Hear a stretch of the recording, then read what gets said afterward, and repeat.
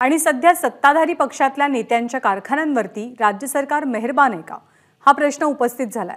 नुकताच भाजपत प्रवेश केलेले आणि खासदार बनलेले अशोक चव्हाण यांच्या कारखान्याला राज्य सहकारी बँकेकडनं थक हमीपोटी 147.79 कोटी रुपयांची रक्कम दिली गेली आहे। यासोबत अजित पवारांना पाठिंबा देणारे कल्याण काळे, अमरसिंह पंडित आणि प्रशांत काटे यांना सुद्धा राज्य सहकारी बँकेकडनं आर्थिक मदत मिळते।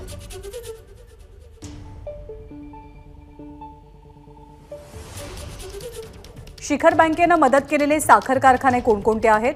भाऊराव चव्हाण सहकारी साखर कारखाना 148 कोटी रुपये, याचं व्यवस्थापन अशोक चव्हाणांकडे।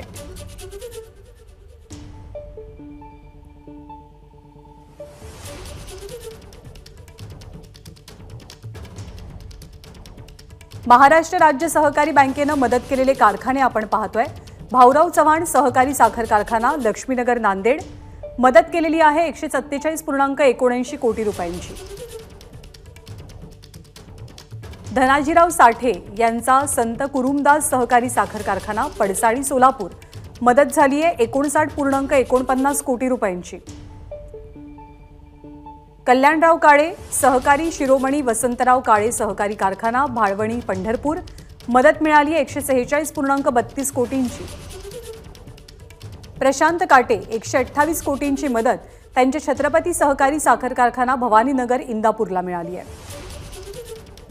अमरसिंह पंडित यांच्या जय भवानी सहकारी साखर कारखाना शिवाजीनगर गेवराई बीडला 150 कोटींची मदत देऊ केली गेली आहे।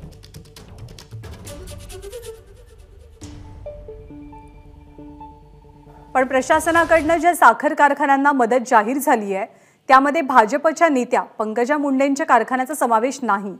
पंकजा मुंडेंच्या साखर कारखान्याला मदत जाहीर न झाल्यामुळे पुन्हा एकदा चर्चांना उधाण आलंय।